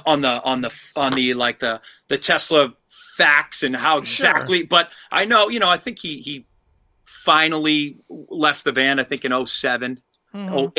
08, maybe. Again, don't shoot the messenger. I really am not sure, but it's been 17 years or something. It's been a long time, and obviously in any band there's ups and downs, but I think they're on a great path now. They're definitely civil. Like we talked about, if they ever get back and do some final tour and everybody's happy with all of the members, I think that would be insane. Mm-hmm. And I think for the fans it would be insane, and I'll be front row. But look, Brian is I'd say one of my closest friends. I mean, he's literally taught me a lot about the business, and he continues to. He's another dude I talk to almost every day.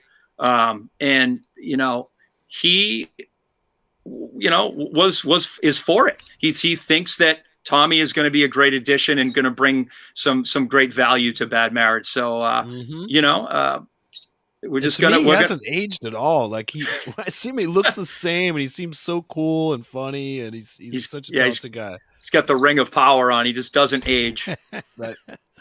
Well, Tommy is a character. I know Tommy a little bit. He is a character. You know? He is one of a kind. It's so funny. Definitely, man. Well, Yeah. talk a little bit. We're kind of all over the map tonight with this thing, but the EP that we're talking about, since we haven't named it yet, is Artificial Mind, which people can look up and listen to. But where can they buy it? Because we always try to tell people to buy, not listen. Okay, well, we do have hard copy CDs that you can purchase on our website and at shows. So our website's pretty simple. It's just badmarriagemusic.com. We wanted just badmarriage.com, but it wasn't available. So Bad Marriage Music. So that EP is for sale, and we're super fast at shipping. So, you buy it and it'll be there in a couple days. It's not like Vinny when Vinny Vincent does stuff. Chris knows about that. He never sends it out. Oh, really? Yeah. Anyway, I guess you guys didn't know that reference. I wouldn't know. I might have an old Vinny Vincent concert tee somewhere, but so, and then everything else is, you can just purchase it on all the normal, digital, streaming sites. Yeah. Is streaming good for a band like Bad Marriage, or is it horribly hurtful because you don't make any money from it? Well, I wouldn't say it's good, but I think you kind of have to, it's got to be in place. Yeah. You know what I mean? I don't know. I mean, if we miraculously land a tune on some playlist that's going to actually generate some crazy spins, then it'll be great for us. But, it's just the way that a lot of people listen to music now. So it has to be there, and I still love CDs. We have vinyl available on 2 of our first albums. And we go nuts with the open the gatefold. We have custom artwork all over it. We just like that sort of stuff because we grew up on it. So we're trying to keep that alive. And, obviously that's the direction we want to stay in. But again, we got to have the tunes everywhere. So if you're a fan of digital or streaming or downloading or hard copy, we have to kind of have it all. Right on. So how much material do you have? I know you just released Artificial Mind. How much material has already been written or recorded and whatnot? Yeah. And how much do you plan to either re-record or work Tommy into the creative process? Yep. So we have 2 full lengths out before this EP. So we have the Bad Marriage self-titled, right? No, I meant going forward. Yeah. Okay. So, all right. Going forward, I mean, so I do all the Bad Marriage recording and mixing and mastering, right? I do it all here in my basement. And so I have tons of stuff. I have stuff that's ready to go in folders, that now I'm going to have to reopen and have Tommy put his magic. Yeah. Because why not? You know what I mean? And going forward, it's only necessary, So we got tons of stuff. So, I mean, even when he comes here, he's been here twice. He's coming back next week before tour to rehearse. We've got a ton of ideas already, kind of, ready to go, ready to, arrange and start getting some vocal melodies and lyrics going for. But, I think it's going to be good. This is exciting, man. I can't wait to hear it all. Yeah, it is. It's very exciting for us too. I mean, we've been a 5-piece forever, and it's just having someone legendary dude like that come here. It's just cool, and it reinvigorates everyone. You always need something to kind of, keep you motivated. Mm-hmm. Right on. Well, the double-edged sword to that though is that people are going to hear it and it ain't going to sound like Tesla, and they're going to be like, well, this doesn't sound like Tesla. You know, not the fans you already have, right? The new ones that are going to come on for the wrong reason, right? And that's no offense to Tommy, but that's just the truth. Is totally. They're going to see his name, just like Resist and Bite doesn't sound anything like Tesla to me, right? And yet I've seen a zillion people online saying this sucks. It doesn't sound like radio controversy. Oh. You know, I've seen a lot of that. Right. Well, look, hopefully it doesn't happen too much, but it's bound to happen. Yeah. Hopefully they like the entity that's Bad Marriage. And, you know, we're not going to, you know, I don't know how much we're really going to try to really pound the Bad Marriage and then featuring Tommy Skeoch of Tesla. It's, you know, I know it helps, trust me, but ultimately we want to just be Bad Marriage and just put out some badass songs. You know, but you know, hey, we need all the help we can get as well. So you're right. It's a double-edged sword. Yeah, definitely. And for people that are not familiar with the band, that are going to see you for the first time out there with Enough's Enough and Choir Boys, what should they be expecting when you guys hit the stage? Well, we're definitely, like I said, we're old school, so that means we're loud. So it really does it, you know, and we got 3 Marshall half stacks, you know, it's just, we haven't made that jump to, like, you know, the you know, have you done that yet, Erik, with like the, you know, the head Kempers and head rushes, and they all sound great. Mm-hmm. We discussed it for a minute earlier in the episode because Janet Gardner's husband is totally all in on that. Yep. And I haven't made the leap yet. I'm old school like you. I have to have the throw of the Marshalls behind me. I know. I just have, like, you know, like 4 or 5 Boss pedals I plug into. That's about it. No, I own that stuff. Yeah. For recording at home, it makes sense for me to utilize some of that kind of gear. Totally. Especially where I live. I mean, I don't have a house. I'm in a condo. Yes, you can't be cranking the Marshalls. No, and they're getting pretty good at emulating these sounds. Yep. But for live, I gotta feel that. I gotta feel it, man. That's scary. It's like to think of not feeling it scares me. Yeah, me too, bro. So it ain't gonna change any time for me with Piercy anyway. Yeah. So Chris, it's loud. We're actually providing the back line for the other 2 bands, so we're being generous, and you know, they're helping us out, throwing us on this, so we're gonna let them use our cabs and our drums, and it's one big happy family, hopefully, and keeps the changeovers quicker too. Oh, dude, totally, yeah. The only thing that sucks is Bad Marriage has to be there first, because they can't sound check without our shit, right? And then we got to be there last to and they get so pissed if you're late, if they're on time and you guys party too much or whatever. That's like, ugh. Yeah. So, so his expectation, just loud rock, and we're I like to say we're available. We don't really hide because we can't afford to. You know what I mean? We love being out with the people. We love meeting the fans, and that's half the battle. And we're just kind of we're almost born to do it, and we actually enjoy it. So we like being out there and meeting people and taking pictures and signing things and just shooting the shit with people and you know, just meeting. I mean, I've met some of the coolest people just from that kind of stuff, and that you make forever fans that way. And you know, we're just trying to build a small army. Rock fans are the most loyal, in my opinion, of all genres of music. Well, and one of the cool things too is being on this tour. Another guy that has no problem mixing it up with the fans constantly is Chip's Enough. Yeah, Chip is always out in the crowd. You know, the only time he's not hanging out is when he's on stage. Right. That's literally. Then you know you can always find him out there as well. And you can't miss him. No, yeah, that's true. You know, because and the hat. Am I wrong, or does he probably sleeps in that gear? I mean, probably. I've never seen him in like a t-shirt and sweats or something. And I know Chip very well, and knowing him for 30 years, I've never seen him not fully rock starred up. Yeah, I don't know if I want to see him without that stuff. No, I mean, it might just be like, whoa! It's just I don't know. It's going to be weird. Just wants to see him in some biker shorts. No, Yeah, that's what I mean. Whoa. Yeah, that would be. He probably does. I would bet he wears rock star stuff on, because I know he's one of those guys that says anytime you're out, you got to look like a rock star. If you want to be a rock star, you got to look like a rock star.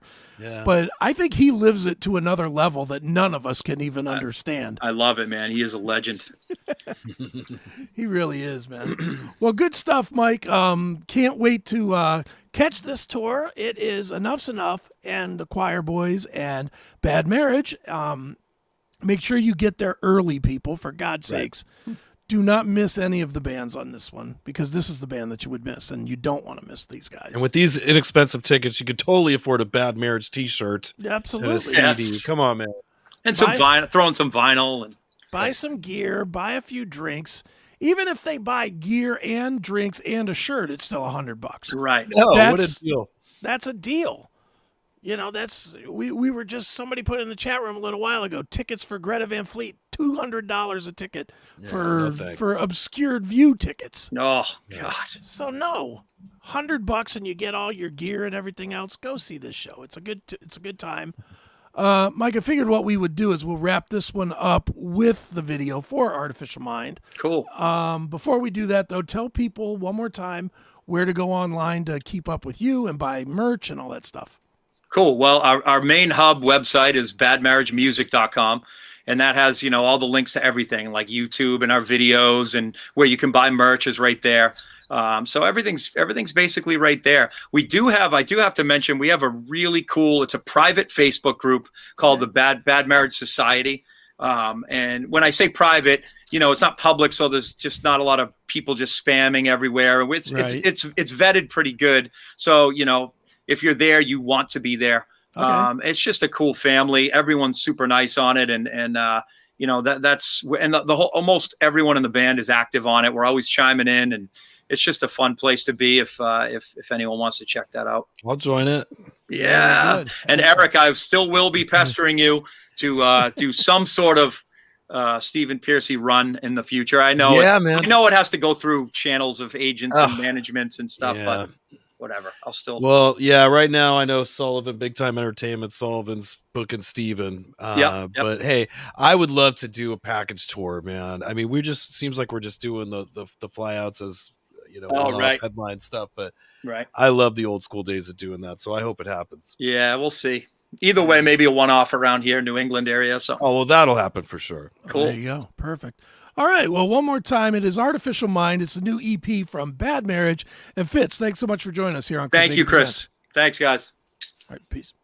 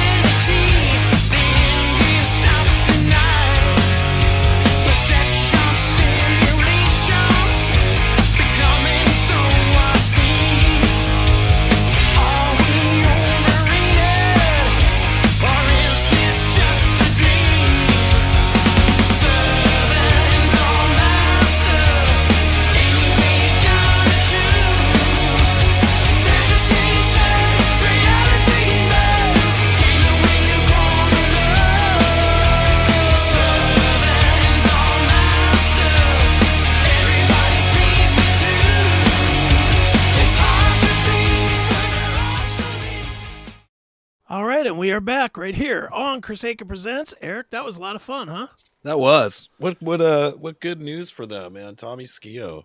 Yeah, Tommy Skio joined the lineup. That's so rad. That is such a weird, and I didn't want to push it too hard. Mm-hmm.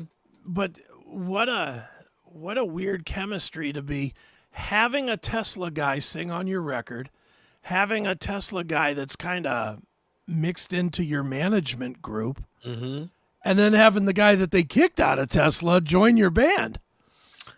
That is a weird, I mean, it seems like it's working. It is working, and it does make sense. And I'm not, I'm excited about it. And I was surprised in a good way, though. I think it'll be good. I think the 3 guitar player thing is going to make them sound super heavy. Yeah, I think you're right. I think it'll definitely work. I think it'll work because they're not on tour. If they were all riding to the same venues every night and playing the same venues every night, that might be a little more difficult. Is that not what's happening? Did I lose something? Because I thought that was the big announcement. And then no, Skio is going out with them. Oh, you're what saying, saying two bands, Tesla and Bad Marriage. Yeah, were what on I'm the same saying road? is, Jeff Keith did 3 songs on the EP, and Brian Wheat, and I think Frank Hannon is somehow in mixed into this mix too. Or like producing or something, or managing or something like that. So if they were all out on the road, if Tesla and Bad Marriage with Skio was out, that might be a tougher sell. Might not. Maybe they're all grown up 15 years later and they're past it. I don't know. But I know when I watched Tesla on the Monsters of Rock cruise, they totally had photos towards the end of the original lineup. Okay. Making sure to show Troy and Tommy in there out of respect. And they did a lot of that. They showed almost did a whole montage of the early days up there. So it's certainly doesn't seem to be bad blood there. Nah, I mean, they made millions of dollars together. That's right. It was a great ride. And yeah, I don't even know all the circumstances of his departure, but it went on and they got a solid dude to come in. Yeah, it Dave looks Rude just is like great. Yeah, Rude came in and if you didn't know and you were 20 feet or further away, it looks like Tommy. Yeah, the only difference between Rude and Tommy, Rude for having the name like Rude, he's the nicest guy ever. Right. he's like there's not a nicer guy in any band anywhere. But and Skio's an attacking guitar player, man. He's like, yeah, fuck you, throw the ice at me, I don't care. If his name was like Dave Goodfellow, but he was a total prick. Yeah. That would fit. But no, Skio ruled. I mean, Skio, to me, is a rock star. Right, exactly. He's in that whole Axl Rose category of anytime he's on stage, he's a rock star. It's middle fingers up, both hands. I'm doing it my way, and if you don't like it, kiss my ass. He's kind of a rock star everywhere he goes. Yeah. Anytime I've seen him out and about, he's the leather jacket, long hair, crazy sunglasses guy. Yeah. He has mellowed some. Sure. I've talked to him a couple of times here in the last few years. We all have. He has mellowed. Because I'll tell you, Neely and I did a takeover when his first solo album came out, and he did the takeover of the CMS. Oh, it's hilarious, right? It's hilarious, but it's downright creepy. Some of the stuff he was saying was like, okay, he got into playing Aerosmith's Jailbait, and he's like, Jailbait, yeah, I was like, ooh, he's up, bro. Yeah, but he's just a character. He's always on 100, and that's cool. I mean, that's what made him, and honestly, that's what gave Tesla so much of their edge. It's what powers the rock and roll spirit. Mm-hmm. I mean, I think most, and this is not a slap against Tesla, but I think most would agree, when Tommy left, the hard edge of Tesla left with him. They are definitely much more of a mom rock band now than Edison's Medicine type of a roaring band. Which is okay. I still like I like everything but that last record they did, that Shock. That was pretty awful. But other than that, the one that they did with the Def Leppard guy, that was not real good. But okay. Anyway, all right, a couple more things and we're getting the fuck out of here. All right, Number one, this is just a real quick thing, but I told him I would promote it. My good friend and our guest at one point, Mr. Dave Landau, his show launches tomorrow. There's the set. There's the first time anybody can see it, I think. It's not even on his website yet, but there it is. There's the set. I like it. Yeah, it looks cool. It launches tomorrow on Blaze TV, the Blaze TV. I think it's theblazetv.com maybe, or theblaze.tv, something like. Just look up The Blaze, and it's the thing owned by Glenn Beck. But his show starts tomorrow. It's a subscription service type of a deal. If you want to save 20% on it, use the promo code NORMAL20. And if you're going to sign up, please sign up, because the more subs that come in using that normal 20 and saving 20%, the better Dave looks. And you could get a taste of these skits that are on there that are phenomenal. Yeah. I think he's put a few up They're on YouTube, yeah. And we played them here. We did, yeah. On our show. Very funny. Yeah, and I actually talked to him literally before the show, and he's going to be back on the show to talk about Normal World here in a couple of weeks. So, wow, great. We will get him back on to do that. And then the other thing, let me scroll a couple here. I don't know where you find this shit. You sent me these tattoos. Oh, yeah. What is this? Well, this was me just high looking at Reddit, subreddits and stuff. And I came across this one called Shitty Tattoos. Okay. And I thought, well, that'd be kind of a funny segment to have a shitty tattoo segment. So this past week, when I saw one that I just thought was ridiculously bad, I kind of screen capped it and saved it. And then today I go, you know what? I'm going to send Chris those. So we could take a look at some of these. Well, these are, okay, before I bring these up on the screen, there are bad tattoos. We've all seen the ones like the Metallica and they spell the name wrong and stuff like that. We've all seen those tattoos or no regrets or whatever. Yeah, stuff like that. Word misspells or whatever. Sure. Those are definitely bad tattoos. They wouldn't even qualify as bad tattoos compared to this collection you sent me. Right. These are the worst probably ever.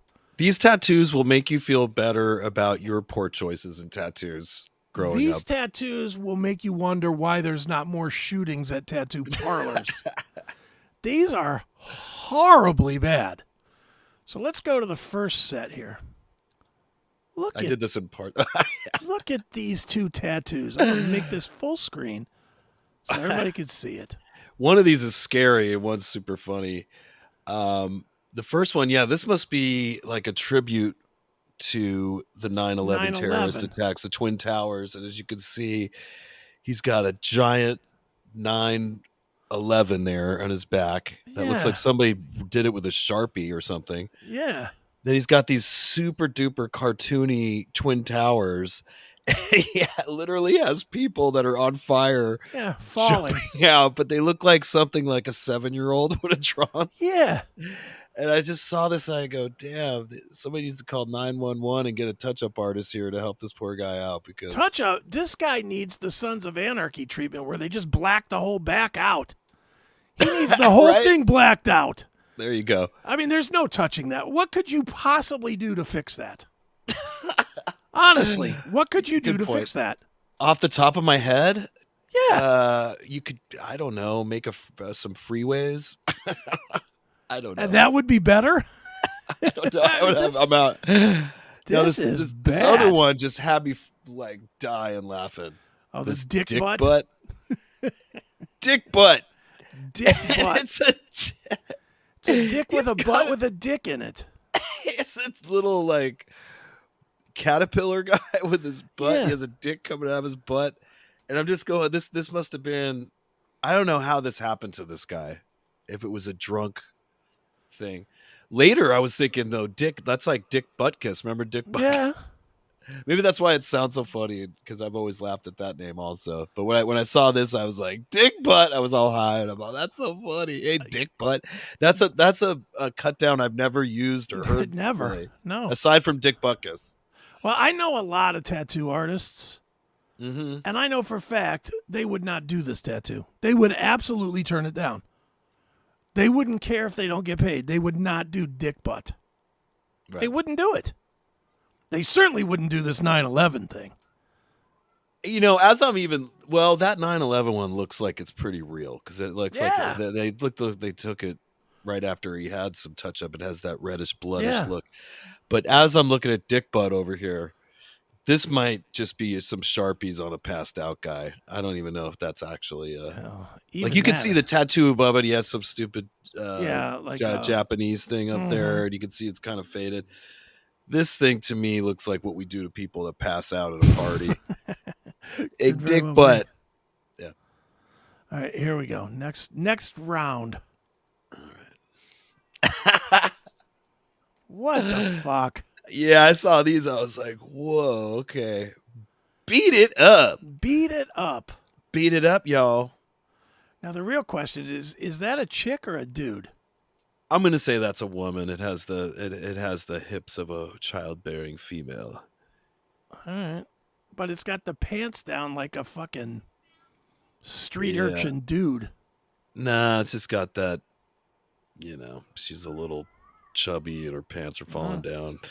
So But she's got she doesn't just have hands, on her yeah. love handles. Those she's got some, black dude hands on there. Black hands. She tattooed some black guy's hands on there. Beat it up. Just beat it. Just beat it. And then the guy next to her. What the hell? Alien dick. A cock snake. I mean, is that what the intention was the whole time? Because the one eye? One eye? I think it is somehow. I think that's what he wanted. I thought maybe he was like, oh, I want a snake, like a cartoon snake. And then later they realized it looked like that. But yeah, it's clearly a penis snake. The penis snake. Awful. Right. All right, here's the next round. I can't believe you found this many of these terrible tats. This has been over the course of a week. Okay, so we got a South Park fan over here to the left. Yeah, he's got every South Park character on his back. Except for the turd. Crazy. And I don't see Chef. Mr. Hanky. Mr. Hanky. I don't see him either. And this is a work in progress, too. Yeah, but even worse than this, what is this thing up top here? The devil or...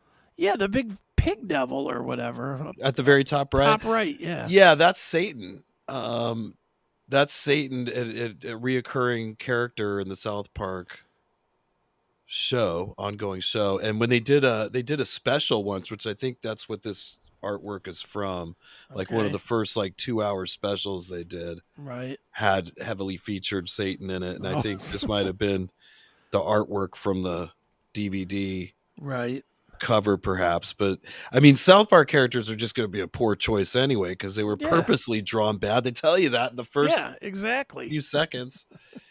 Poorly imitated voices, terrible artwork, and it's obviously could not be mistaken for a total mockery and joke. But this tattoo job here is not good. It's like it looks like they went too deep. It was definitely amateur. Yeah, awful. And then cornrow guy. Yeah. There's some on here that was funny because me being a follically challenged guy, it's like, what about tattooing some hair? So I think I laughed because there were some guys who opted for tattooed on hair, and I think I got about 3 of these. Yeah. This is cornrow guy. This is cornrow guy, but there's more hair guys. Look at these guys. Come on. Both of these are this guy. Is that Ray Luzier on the left? It might be. And then on the right, is that Devo? That's Devo grown up. That is just bad. But I think the one on the left is worse. If you're gonna tattoo hair on your head, at least make it look like it's combed or something. Right. It looks like unkept hair. That's the thing. It's not going to have. It's impossible to have any body to it. Yeah. I mean, the cornrow guy, that almost kind of, but it was a white dude with cornrows. It was just bad. I mean, you could tell he probably did that in the 90s when there was that brief period where white people were doing that. Right. Even Axl Rose did it. Exactly. Regrettably. Let's see what's next. The gun to the asshole. This dude has like a tramp stamp, and I thought of you guys with your guns and stuff. That's funny. Dude's got a gun, but it's not. It's a tattoo of a gun. He's got a tattoo of a gun in case somebody tries to rob him on the street. I don't know, man. Anytime a guy has a tattoo anywhere above his butt, it's super G word. Yeah, it's gay as hell. I'm with you. Yeah. And then the crazy cracker over here. Yeah. You've heard of the crazy M word. People, it's a crazy crackers too. She's the crazy cracker. Hey man, give her an 8-ball. She wants. She gave one, it more obviously. crazy. Yeah, she'll give you some crazy crack, and not. She'll sing and play the drums. It looks like. Let's see here. Yeah, this one. What made me? Oh, obviously, yeah. This person must have been doing some serious acid or mushrooms or something, Right. and they tattooed. What does it say at the top there? Only dog can judge me. Yeah, only dog can judge me. Not only God, but only dog. Right. Oh, I see. Okay. Only dog can dog. judge me. And they were probably on acid, and their dog was nearby. Yeah. Or And then just he's got spelled 1 point. God Oh wrong. yeah. So check it out. This is a Back to the Future joke. I didn't know if you saw that on there, but it's 1.21 gigawatts. Why? That's what it says on the arm. Why? Because that's 1.21 gigawatts. Maybe he thinks Terrible. I don't know. That's a real thing you can do. And then the Star Wars tattoos. Okay. Then you got, now I was trying to decipher what I'm looking at here, and I believe this is a fat dude's kneecaps. I think you're right. Yeah. I'm like looking at the pants rolled up above the knee. Now, for people that aren't super dorky lamos, this is a scene from Empire Star Strikes Wars or Back. Empire. Yeah. Yeah. This is the second of the original Star Wars movies. So this is obviously a Star Wars super nerd. Yeah. His name's And- probably John Drake. I wish we could get a little closer up on it, but one thing that people pointed out that made it funny is that the stormtrooper looks like he's jerking off, like you're looking at him from behind, because you don't see his. It looks like his hands on Chewbacca's ass, Right. and you don't see his left hand.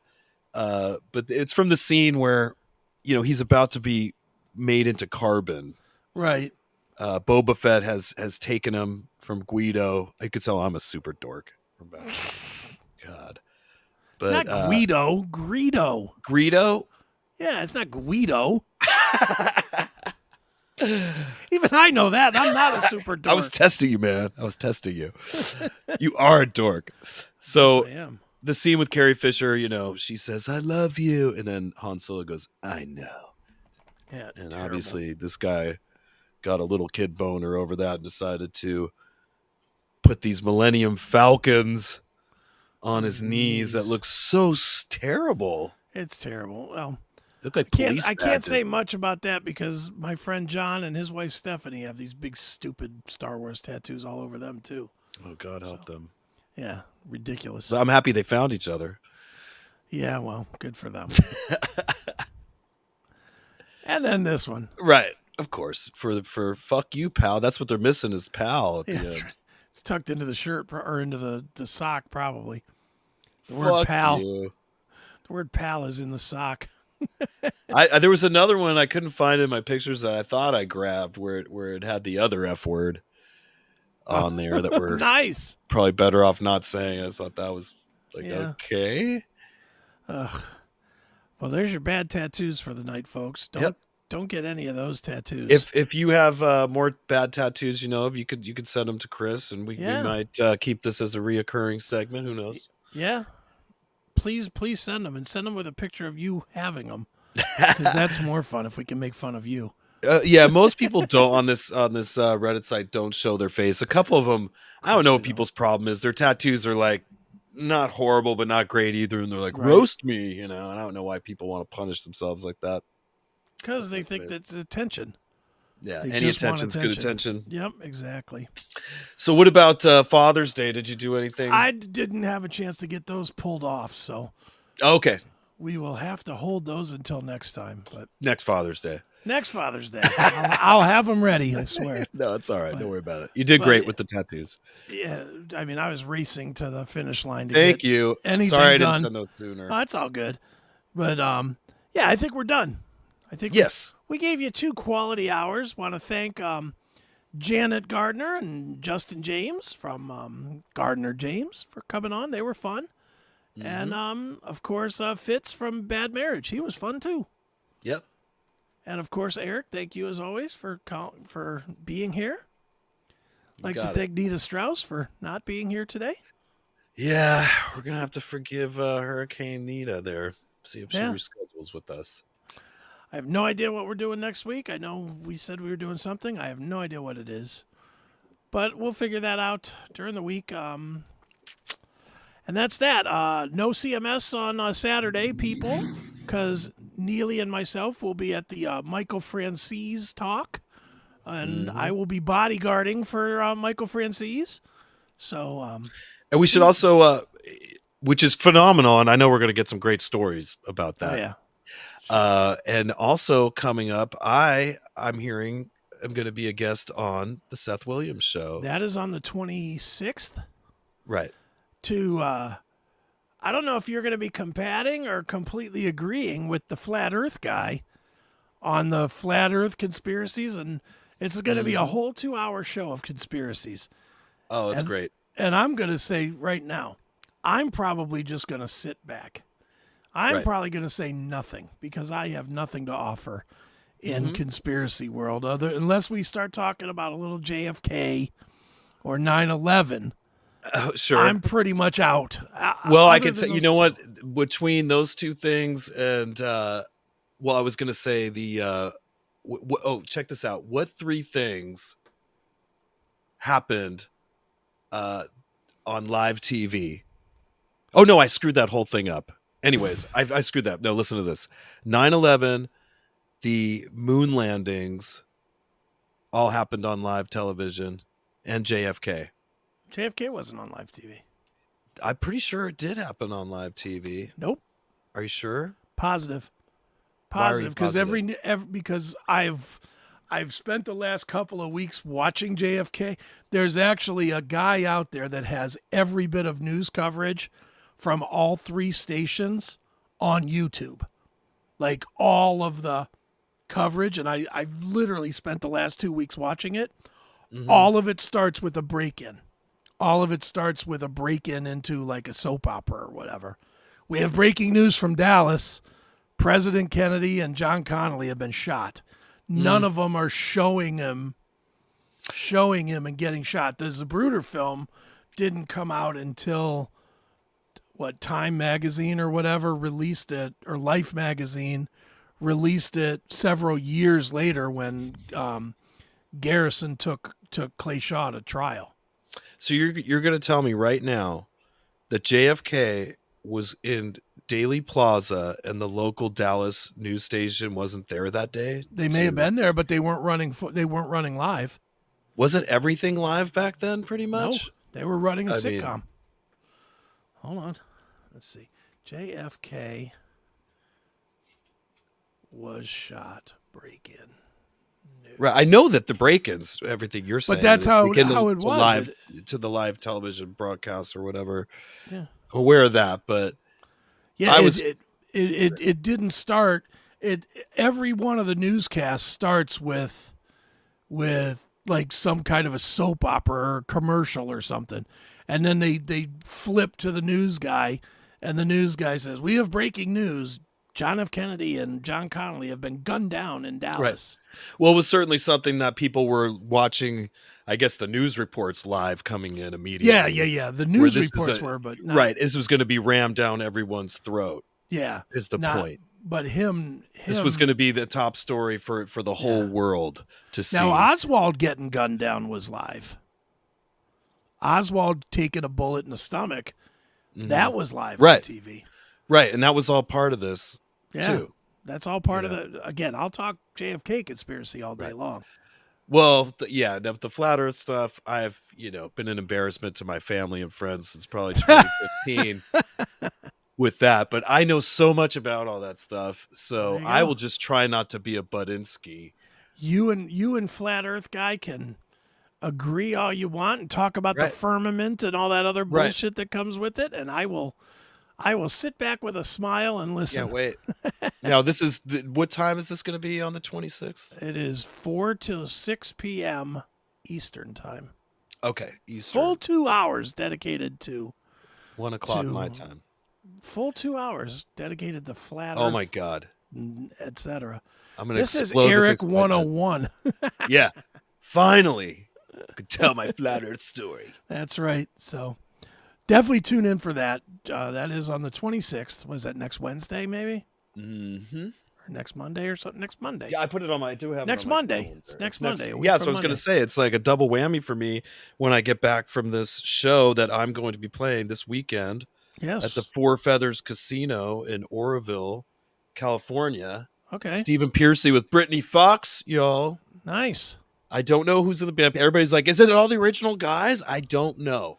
No, it's none of. It's one of the original guys. Probably Billy Childs at least. It's Billy Childs and Friends, is what I've been told. Okay, so they will be opening the show, playing Brittany Fox hits from back then, and then of course you'll be getting the legendary voice of Rat, Stephen Piercy. You'll be getting myself, Johnny Monaco, Scott Coogan, and Matt Thorne from Rough Cut. So Nice. that's the band. We're gonna kick yo ass. There you go. You better come out. And then when I get back, it's the Flat Earth special on the Seth Williams show. That's right. All part of the Classic Metal Show Network. So But y'all do so much of a better job than I do at promoting this thing. That's fine. that's right. And then I got to do our show. It's going to be a busy day. Yeah, well, welcome to my world, my friend. All right, let's get out of here. We are done. Thanks, everybody, for watching. Thanks, everybody, for caring. And until next week, I have been Chris Akin. And I'm Erik Ferentinos. And we will see you later. See ya. See ya.